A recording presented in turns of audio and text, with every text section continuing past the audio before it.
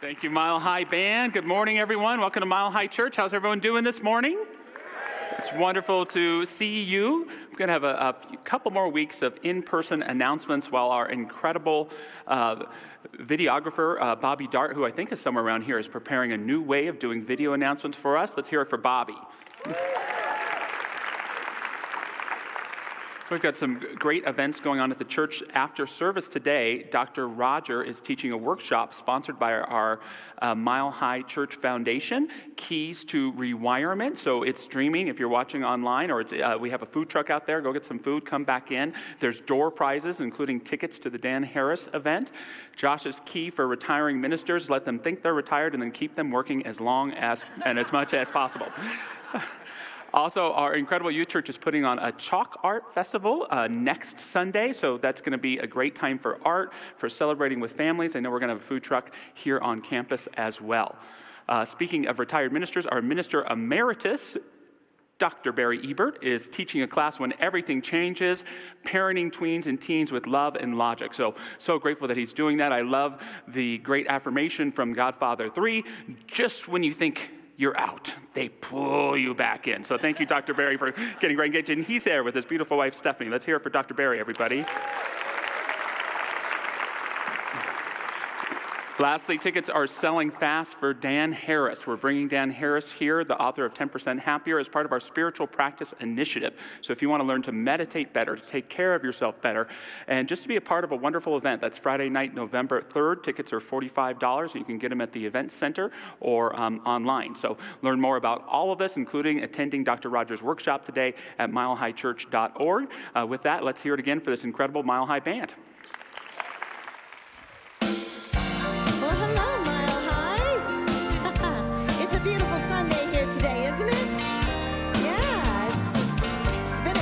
So far. Well, now's the time where we get to stand, and if you're comfortable, and we can start to kind of let our bodies move a little bit, start to get things moving in our hearts and in our minds, and get opened up for that incredible message by Reverend Josh. I think I just had a premonition. Let's sing together, shall we? Oh, let me love in a holy, holy way.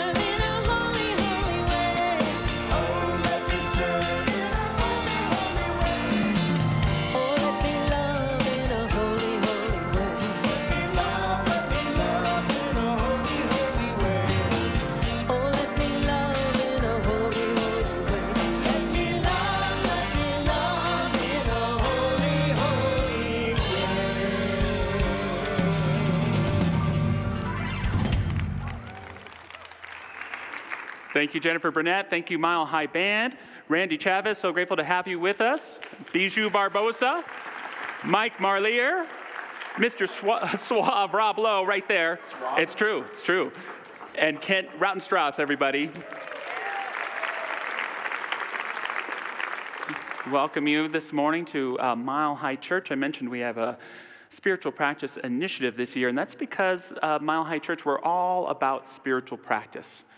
We're a philosophy of spiritual practice. We have a theology. We have books that we hold as sacred and teachings from the past and the present. But really, what we recognize here is that the God of your understanding is only going to come just through that, through your own understanding. And we nurture that with meditation, with prayerfulness, with seeking to live whole and complete lives the best we can each and every day. And so we're so glad that you're with us. We have a vision and mission we love to recite here each week. It's coming up on our screens if you want to say it along with me here in the sanctuary or if you're watching at home. Our vision, oneness revealed, a world of love, peace, and abundance for all. And our mission, to serve as a spiritual beacon for personal empowerment and global enlightenment. So let's get to our shared spiritual practice this morning, preparing our hearts with song, with silence, and with prayer.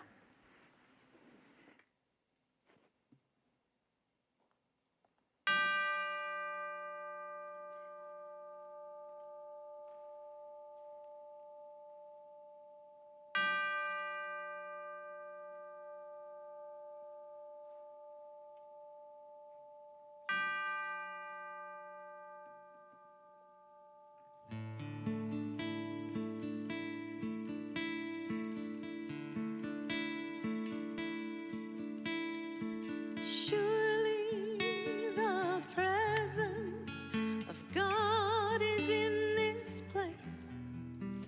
I can feel the mighty power and the grace. I can hear the brush of angel wings. I see glory on each face. Surely the presence of God is in this place.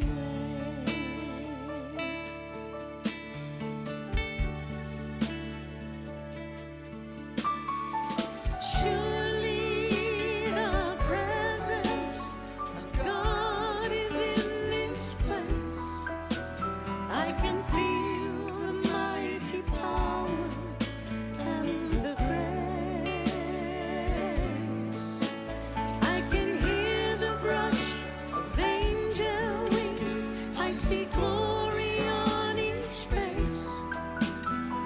Surely the presence of God is in this place.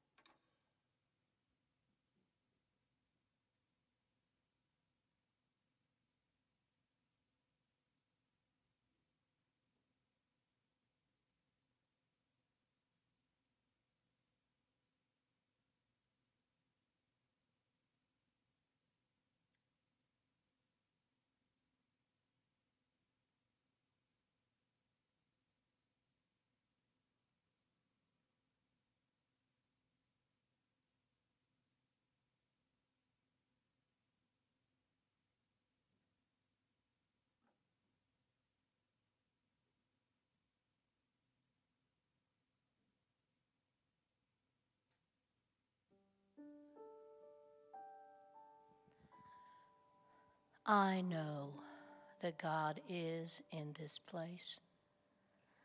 I know that God is within every person who hears the sound of my voice. And I know that God is within every person in this universe. No matter what appearances might be, I know each experiences God, or however you want to call it, in their own way. And they know that God is there to answer them, to hear them, to be the support in all circumstances of life.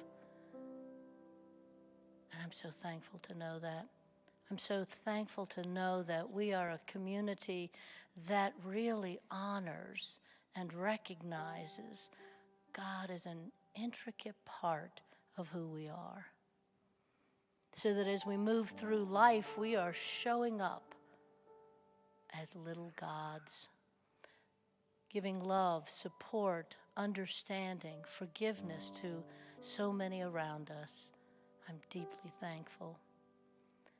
And I know as we've come together today to hear this message, this wonderful music, to be part of this beautiful ceremony that we call church on Sunday morning, I know God is right here. And I know God is speaking to the hearts of each person here, and I'm thankful to know that. And as we move into this service, we open up. We open up to God and to what God has to say to us, and we say thank you. And so it is.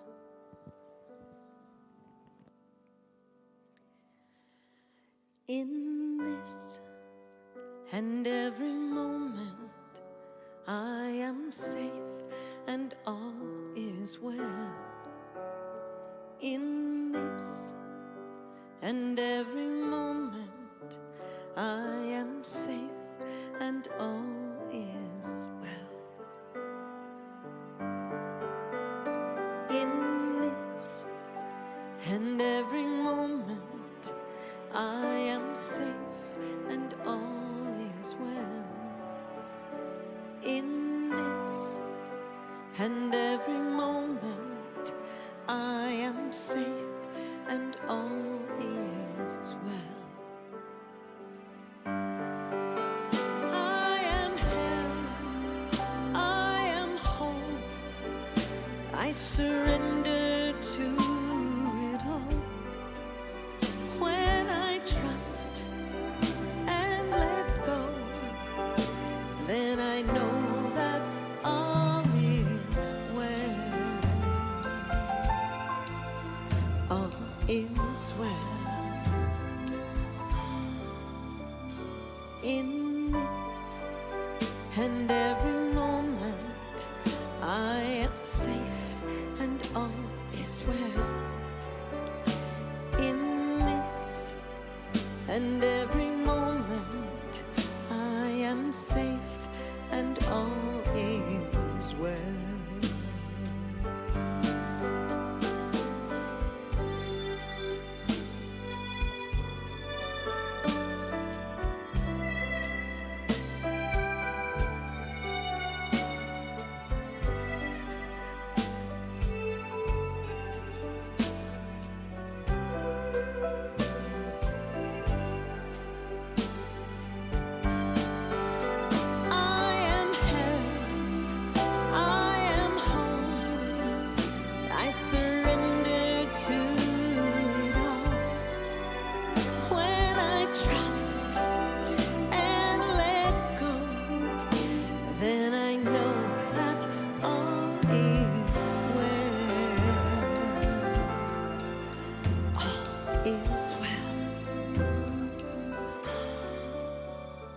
In this and every moment, I am safe and all is well.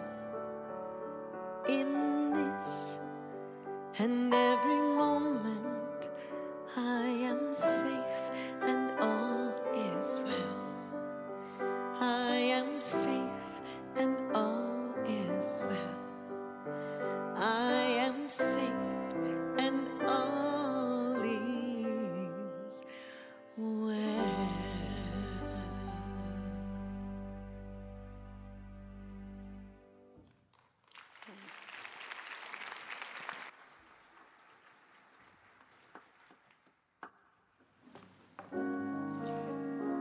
Words of inspiration from Wayne Dyer. Though I was unaware of it at the time, that simple act of forgiveness was the beginning of an entirely new level of experiencing life for me. And from Desmond Tutu, forgiveness is not weak. It takes courage to face and overcome powerful emotions. And from Martin Luther King Jr. We must develop and maintain the capacity to forgive. He who is devoid of the power to forgive is devoid of the power to love. And H. Jackson Brown Jr. shares, never forget the three powerful resources you always have available to you is love, prayer, and forgiveness.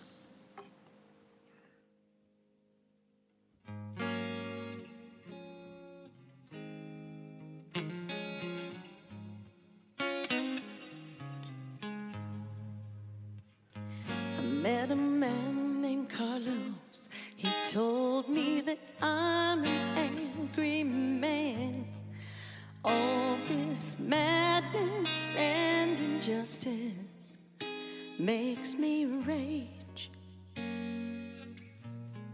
So I keep this book of angels right here underneath my arm. I draw the light to me any way that I can. Don't be afraid. Love is waiting for you at the end of almost any road that you choose. You will find that in time it will bring peace of mind with love surrounding you, and forgiveness will see you through. I looked my hatred in the face. You know it tried to stare me down and send me running right back into that old darkness. But my heart held a torch of love that helped me make it through the pain and sorrow that led me straight back to my calling. Don't be afraid. Love is waiting for you at the end of almost any road that you choose. You will find that in time it will bring peace of mind with love surrounding you. Oh, and forgiveness will see you through. Where do you go from here? Oh, I always say, if you don't open up your heart to forgiveness, or you can run, or you can cry, or you can open up your heart and live again. You know you can die to the past, be born to the now. Do you hear your freedom calling? Don't be afraid, no. Love is waiting, waiting for you at the end of almost any road that you choose. You will find that in time it will bring peace of mind with love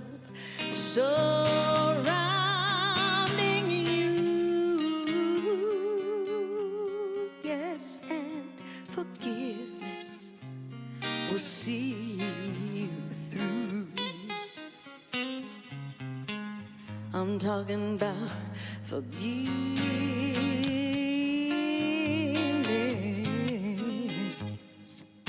sweet forgiveness.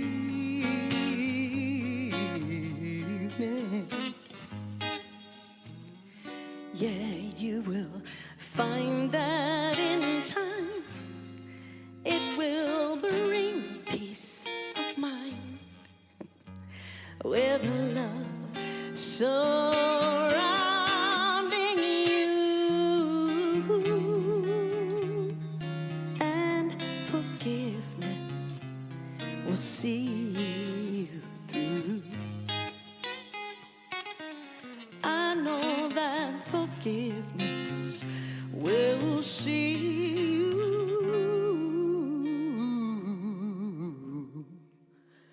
through.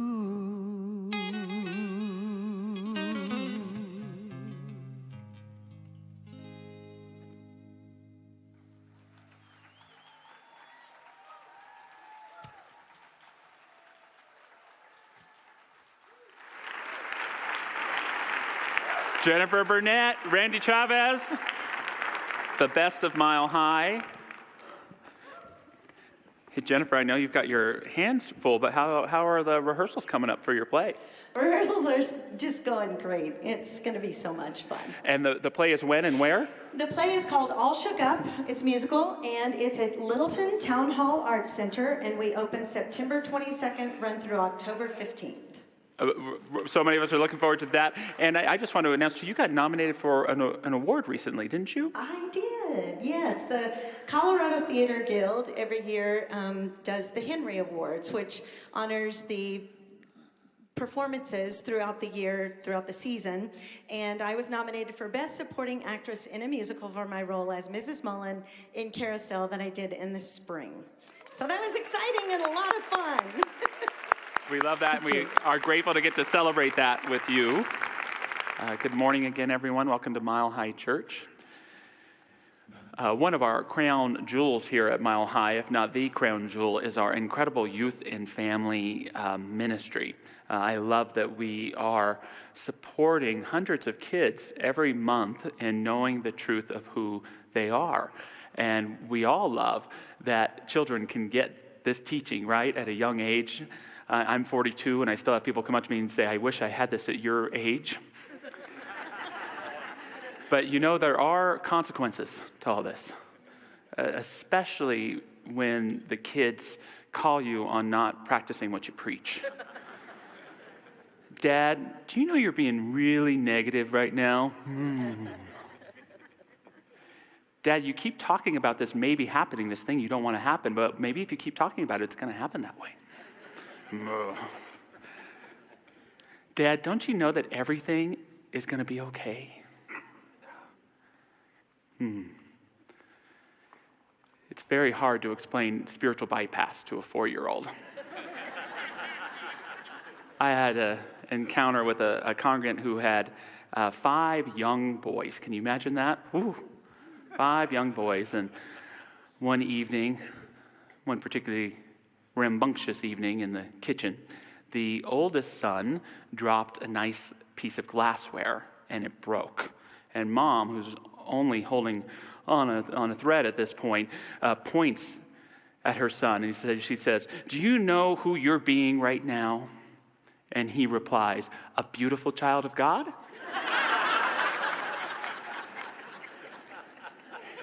And it touched her heart in such a way that she, in that moment, began to weep.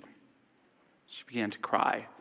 And her oldest son wrapped his arms around her and asked what was wrong. And all she could say is, yes, that's who you are. Yes, that's who you are. Now, I can't get into her own mind to share why she cried that day. But what I do know is that many of us growing up, when we got in trouble, we weren't just worried about what we did wrong. We were worried if we were worthy. We were worried if we were going to be accepted as worthy. We sometimes might have not been sure if even though we were in trouble, we were still loved, or if we could be rejected, or even that there was this God out there who might judge and reject us. Now, I hope her next words to her son, now go be a beautiful child of God in your room. But it's a powerful, nuanced, but meaningful idea that as a parent, as a spouse, as a friend, that you can hold someone's worthiness while helping to affirm for them that they have freedom of choice but no freedom of consequence. You can fully, unconditionally love someone that you care about while pointing out that they're not embodying their best virtues in that moment. You can challenge someone without rejecting them, holding their wholeness and inspiring them in love. And I am so grateful for our children and us big kids here that get that message. It's one of the most important ones we can get in our lives. An essential part of everyday spirituality and everyday forgiveness, our topic today, is the recognition that every relationship you have is a reflection of your relationship with God. Every relationship you have is a reflection of your relationship with the infinite. Now, I believe we are all made in the image and likeness of God, but I also believe that we behave like the God we imagine. Sometimes consciously, sometimes unconsciously. And when we have this archaic image of God as great judge, as someone who can offer incredible forgiveness, but wants to hear how sincere you are first, or wants to take your sin and apply it to a list, and may reject you, may even damn you. When you believe in a God that doesn't honor your inherent worth, sees you as inherently sinful, something that needs to be fixed, we can't help but show up as that with our children. We can't help but show up like that with our loved ones. God isn't the judge. I'm the judge. God isn't the one waiting to see how sincere your apology is. God has forgiven you even before your mistake. It's me that judges. God isn't the one that will ever reject you. It's me that will reject myself. When our God evolves through our own personal practice and we begin to see God as unconditional love, guess what? We get to show up that way. When we see God as that which is always holding our wholeness and the truth of who we are, even when we break it, even when we forget about it, even in our worst experiences of who we are, we can hold that presence for other people. What a gift. When we realize that God is not the great rejecter, but a being of total loving acceptance, we can hold the people we love to that as well. Fred Rogers, the great Mr. Rogers, used to refer to God as the great acceptor. God is the great acceptor, always looking for the highest and best in who you are to uplift and nurture that in you. Isn't that powerful? I like that concept, that recognition of my worth, that there's always this divine acceptor, this divine approver. And I know that's who I want to be in my life. And what's the opposite of that divine acceptor? The divine accuser. So we get to consider, as we step into this topic of everyday forgiveness, am I practicing being the great acceptor and the approver in my life, always holding the truth of who my loved ones are? Or am I the great accuser, where my loved ones are on the stand, where I'm always counting up the wrongs and the mistakes to prosecute at a later time? All of it is founded in our relationship with the divine. And as we nurture that relationship within ourselves, it gives us all we need to practice an everyday forgiveness that helps us love our loved ones fully while having clear boundaries that help support a healthy and meaningful relationship. For me, everyday forgiveness is about our ability to get daily to our experience of the divine. It's then that we might say that we forgive even before it happens. By being in a consciousness and awareness of love, forgiveness is the natural and organic byproduct of just what that is. Martin Luther King Jr. once said, "Forgiveness is not an occasional act. It is a permanent attitude." What does that mean to be in that spirit? To have discernment, but to respond with love. Because it takes a lot of courage to live from love. It takes a whole lot of courage to live from love. And there are lots of types of love. There's warm and sweet and giving love, but there's tough love too. There's that kind of honest love where we won't shy away from confrontation or conflict to tell someone the truth of how we're feeling or how their behaving is making us feel. There's a clarity of love that says, no matter what you do, I will always love you. No matter what you do.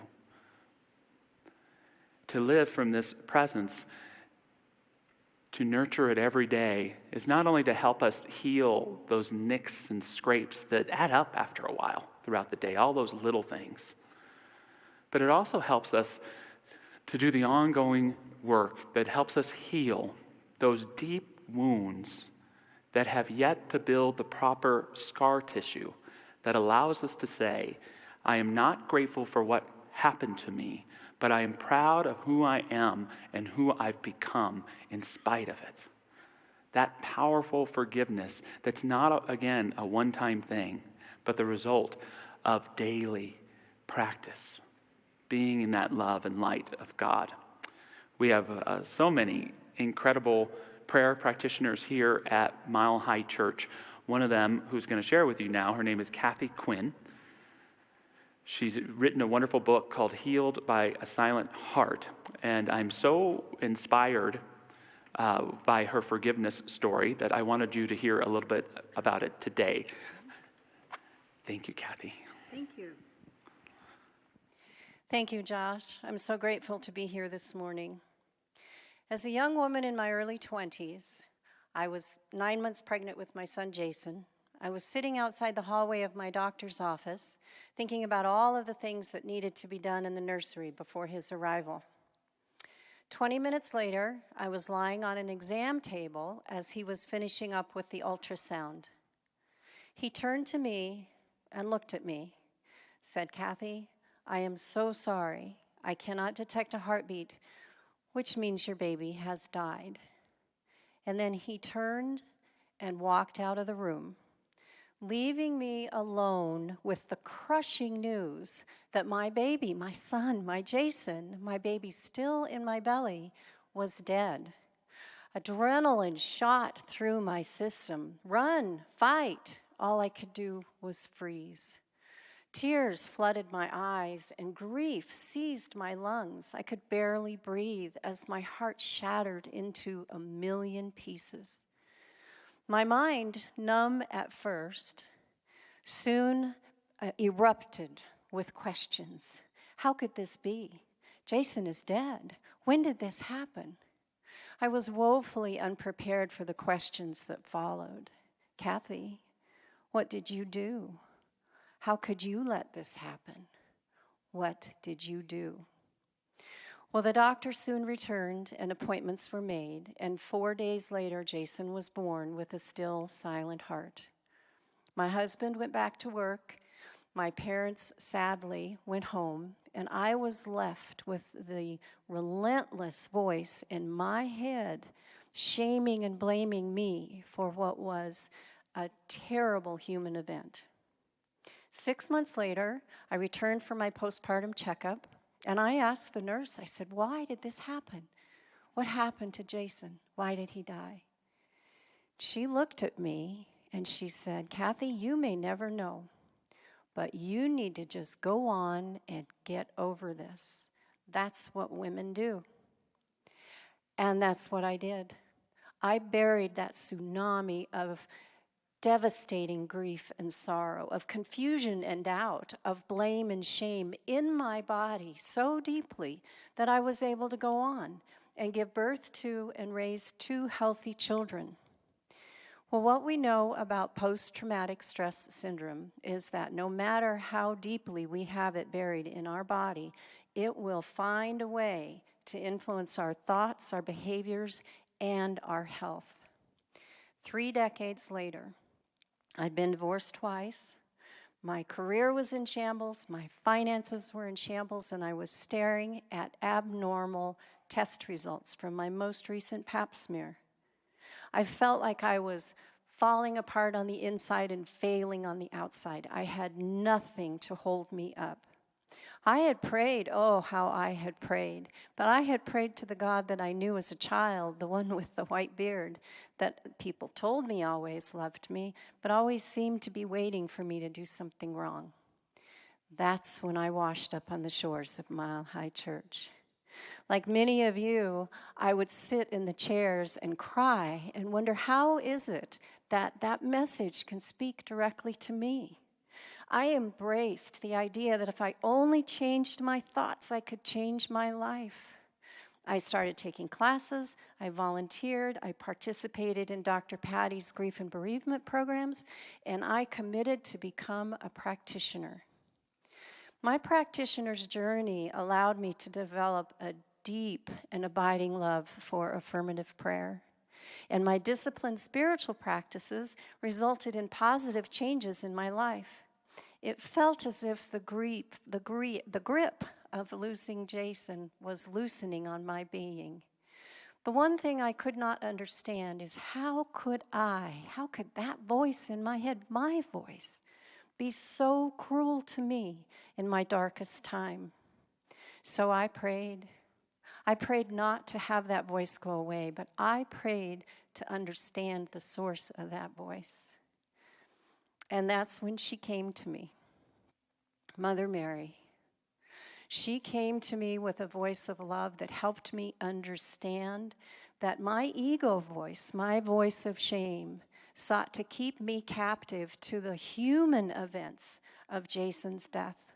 And her voice of love guided me down a path of unconditional love and acceptance for who I was as a woman back then and who I am as the woman I continue to be. But Mary knew that love and acceptance are not sustainable without forgiveness. So with Mary by my side, I called into my mind's eye my doctor, and I looked right into his face, right into his eyes. And I said, I see you, and I love you, and I forgive you. And then one by one, all of the people that I held angry and hard energy towards, I would call before me in my mind's eye and say, I see you, I love you, and I forgive you. Mary's powerful gift of love, acceptance, and forgiveness became the foundation of my life, one that I leaned upon later when I learned that my husband at the time had been diagnosed with advanced stage throat cancer. Shortly after that, my beloved daughter Amanda was diagnosed with stage 4 metastasized breast cancer. And my son was struggling with a terrible addiction. During that time in my life, I was like a ball in a pinball machine. I would go from one medical event in one hospital to another, often twice in one day. People ask me, how is it that you were able to get through that time? And I tell them that 2 reasons. I had unshakable faith in knowing that the practitioners and the ministers here at Mile High Church were praying for me and my family. And I have an unshakable faith in the infinite nature of love and life. I was able to watch as my husband and my son started their path towards recovery. And I held my beautiful, bold, beloved, brilliant Amanda in my arms as her spirit leapt out of her body into the arms of Mary. And even now, that voice will come forward in my head sometimes and say, Kathy, why didn't you? Kathy, you should have. Kathy, you could have. And I just close my eyes and I say, oh, I see you and I love you and I forgive you. And so it is.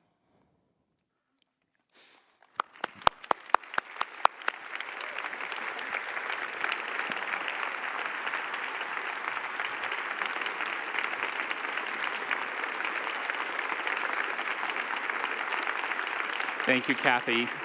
And if you're in the sanctuary, you can get her book and meet Kathy after at a table, or you can go on Amazon and get it too, Healed by a Silent Heart. And I just want to acknowledge, whenever I hear you and your courage in sharing your story, it's a reminder to me that we're all practitioners, each and every one of us. And being a spiritual practitioner is not about utilizing spiritual tools to live a carefree existence. It's about cultivating a consciousness of wholeness, of love and forgiveness, and bringing that into every area of our lives, our greatest celebrations and the greatest tragedies that break our heart, and maintaining with that. And you are an exemplary practitioner. Thank you so much. Thank you.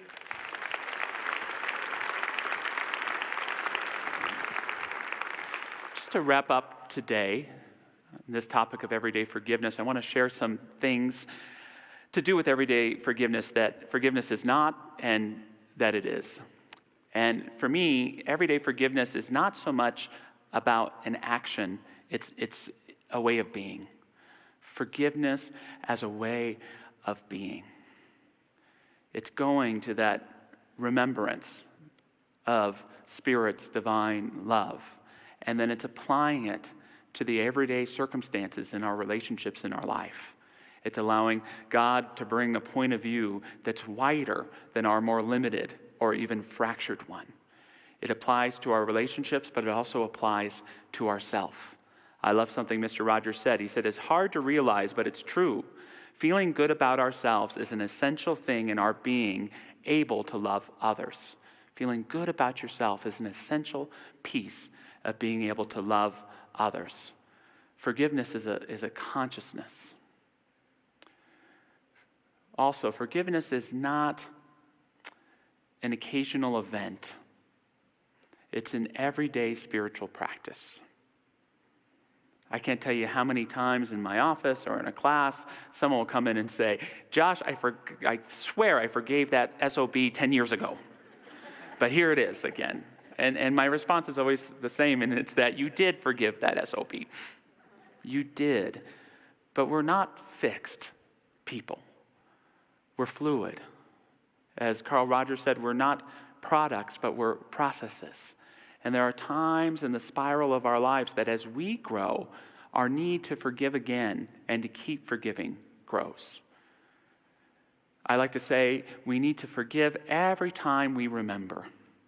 And you may have people in your life that you have to forgive every day for the rest of your life so that you can live in the present and in wholeness. And that's okay.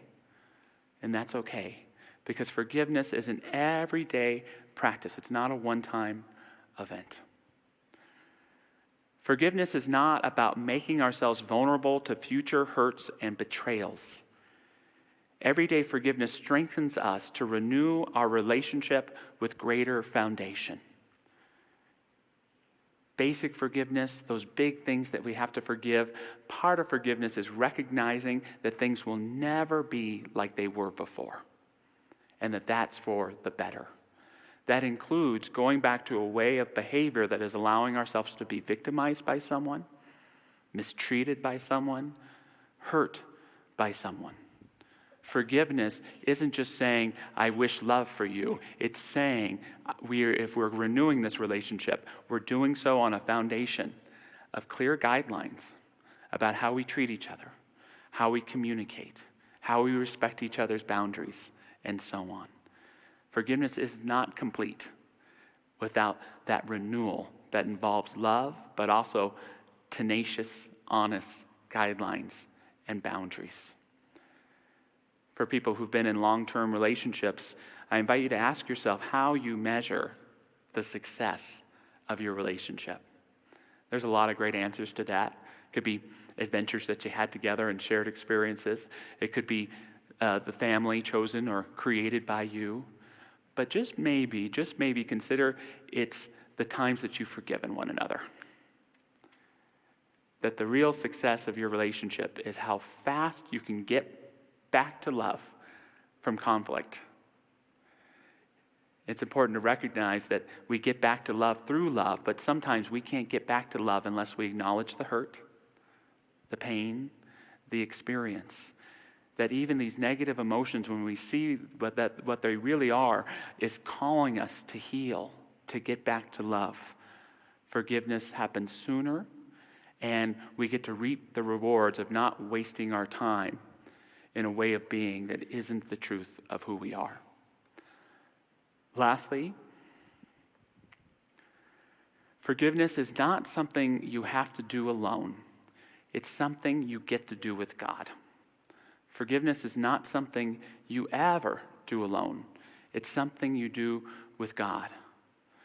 I'm going to invite you this morning to think about, what are your forgiveness rituals? Kathy just shared a beautiful and precious one. Because forgiveness for me, last week we talked about everyday ritual. And forgiveness for me is ritualistic. I shared that in the morning time, it's all about meditation and prayer for me, but the nighttime is the time for forgiveness.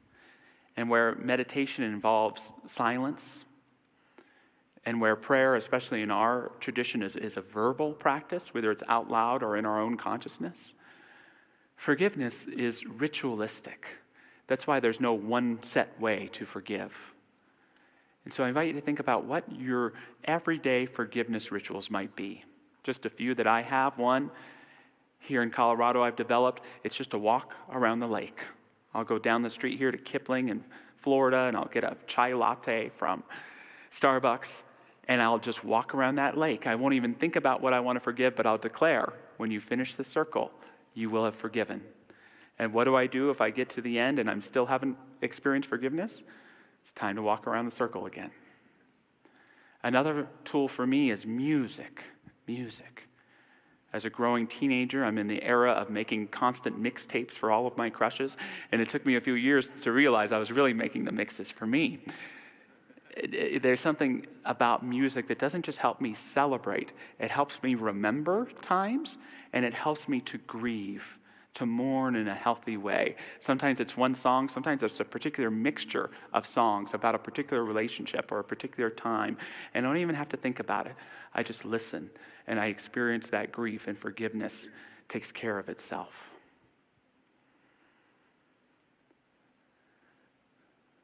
However you choose to forgive, the opportunity is always there to allow God to make a greater demonstration in your life.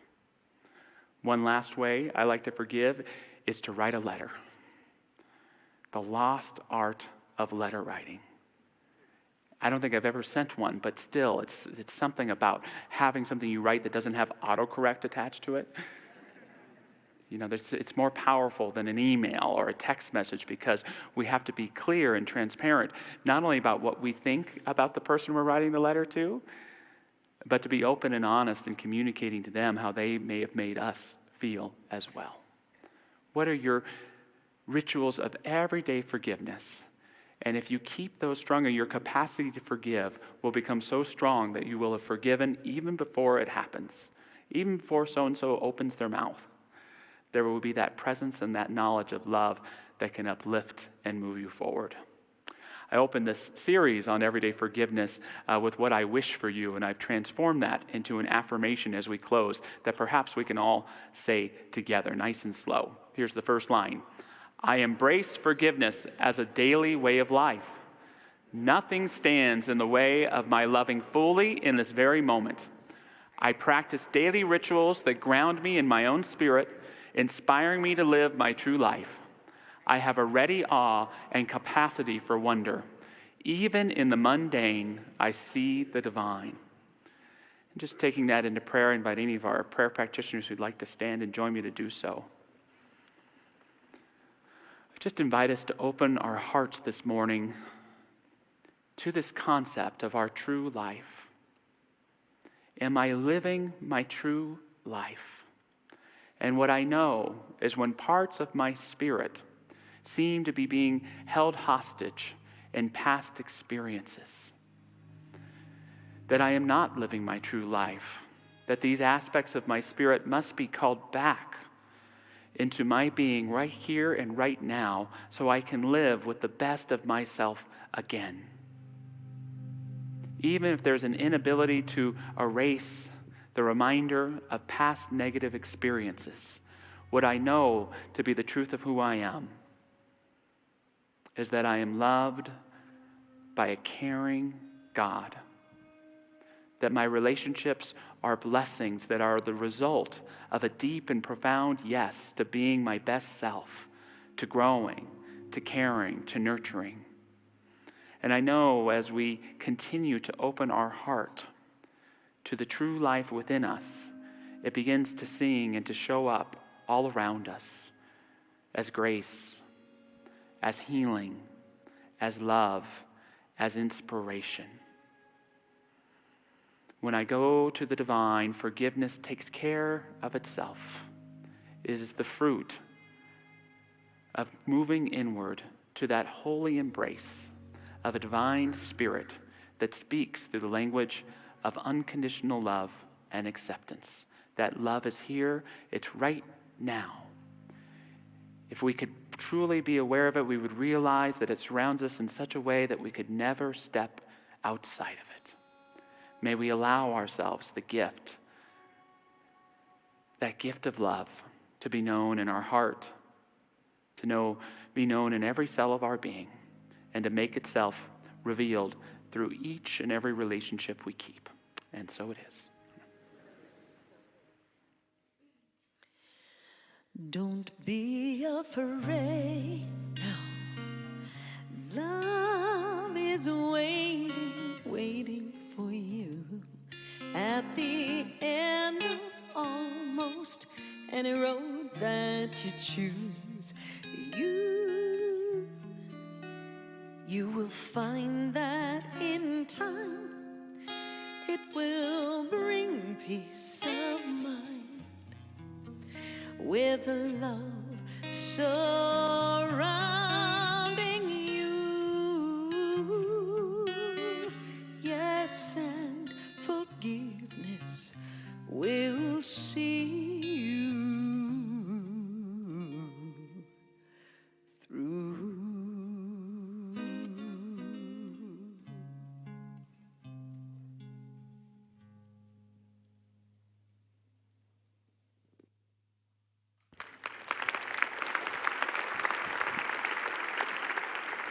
Thank you, Jennifer. Thank you, Randy. We're going to move into our time of offering, but I want to take a moment to celebrate that man behind the soundboard who had his birthday yesterday, Saturday. Nathan, are you awake? I think he was out pretty late. Happy birthday, Nathan. We love you.